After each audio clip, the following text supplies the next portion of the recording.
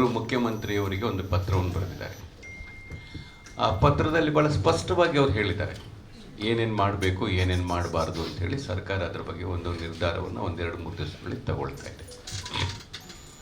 ಈಗ ನಾನು ಏನು ನಮ್ಮ ಗೌರವಾನ್ವಿತ ಮಂತ್ರಿಗಳು ಕೆಲವು ಈ ಮೂಲಭೂತ ಪ್ರಶ್ನೆಗಳನ್ನು ಎತ್ತಿದ್ದಾರೆ, ಅದೆಲ್ಲದೂ ಒಂದು ಇವತ್ತಿನ ಸ್ಥಿತಿಗತಿಗೆ ಸರಿಯಾದಂಥ ಮೂಲಭೂತ ಪ್ರಶ್ನೆಗಳನ್ನು ಅವರು ಕೇಳಿದ್ದಾರೆ.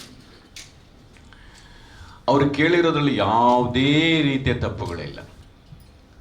ಒಬ್ಬರು ರಾಜ್ಯದ ನಾಯಕರು ಒಂದು ಪತ್ರಿಕೆ ಹೇಳಿಕೆಯನ್ನು ಮಾಡಿದ ನಂತರ ಕಾಂಗ್ರೆಸ್ಸಿನ ಎಲ್ಲರೂ ಅದಕ್ಕೆ ಸಂಪೂರ್ಣವಾದ ಸಹಕಾರವನ್ನು ಕೊಡೋದು ನಮ್ಮ ಧರ್ಮ.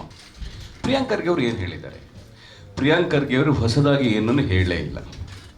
ಇದನ್ನು 2013ರಲ್ಲಿ 7/2/2013ರಲ್ಲಿ ಅಂದಿನ ಸರ್ಕಾರದ ಮುಖ್ಯಮಂತ್ರಿಗಳಾದಂತಹ ಜಗದೀಶ್ ಶೆಟ್ಟರ್ ಅವರ ಕಾಲದಲ್ಲಿ ಒಂದು ಸುತ್ತೋಲೆ ಬರುತ್ತೆ.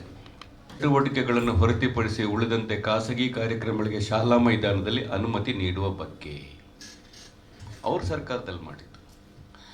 ಅವ್ರ ಸರ್ಕಾರದಲ್ಲಿ ಏನಾದರೂ ಮಾಡಿದ್ರೆ ಅದು ಮಾಸ್ಟರ್ ಸ್ಟ್ರೋಕ್.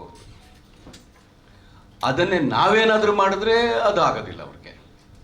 ಅಲ್ಲದೆ ಈ ಒಂದು ಆರ್ಡ್ರನ್ನ ಮಾಡಿರೋದು ನಿಮ್ಮ ಸರ್ಕಾರ. ಇವತ್ತು ಇದನ್ನು ಪ್ರಶ್ನಿಸಿ ಇದನ್ನು ನಾವುಗಳು ಯಾಕೆ ಇಂಪ್ಲಿಮೆಂಟ್ ಮಾಡಿಲ್ಲ ಅನ್ನೋದನ್ನು ಪ್ರಿಯಾಂಕ್ ಖರ್ಗೆ ಅವರು ಕೇಳಿದ್ದಾರೆ. RSSನ್ನು ಬ್ಯಾನ್ ಮಾಡಲಿಕ್ಕೆ ಹೇಳಿದ್ದಾರೆ, ಅದನ್ನು ಮಾಡಲಿಕ್ಕೆ ಹೇಳಿದ್ದಾರೆ, ಇದನ್ನು ಮಾಡಲಿಕ್ಕೆ ಹೇಳಿದ್ದಾರೆ.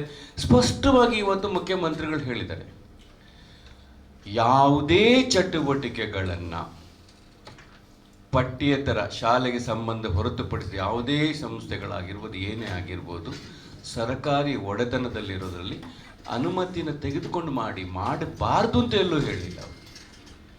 ಅದು ಮೈದಾನಗಳಲ್ಲಿರ್ಬೋದು, ಪಾರ್ಕ್ಗಳಲ್ಲಿರ್ಬೋದು, ಮಂದಿರಗಳಲ್ಲಿರ್ಬೋದು, ಎಲ್ಲೋದ್ರ ಜಾಗದಲ್ಲಿ ನೀವು ಅನುಮತಿನ ತೆಗೆದುಕೊಂಡು ಮಾಡಿ. ಸರ್ಕಾರದ ಸಂಸ್ಥೆಗಳಲ್ಲಿ ಅದನ್ನು ಮಾಡಬೇಕಾದ್ರೆ ಮಾಡಿ ಅಂತ ಹೇಳಿದ್ದಾರೆ ಹೊರತು ಅದನ್ನು ಮಾಡಬೇಡಿ ಅಂತ ಎಲ್ಲೂ ಹೇಳಿಲ್ಲ.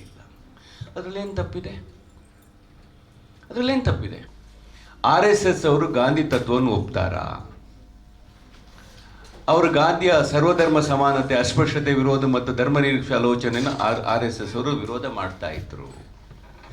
RSS ಅವರು ಬಸವಣ್ಣನ ತತ್ವವನ್ನು ಒಪ್ಪೋದಿಲ್ಲ. ಜಾತ್ಯತೀತತೆ, ಲಿಂಗ ಸಮಾನತೆ ಮತ್ತು ಮಾನವೀಯ ಧರ್ಮ ಅದರ ವಿರುದ್ಧ ಅವರಿದ್ದಾರೆ.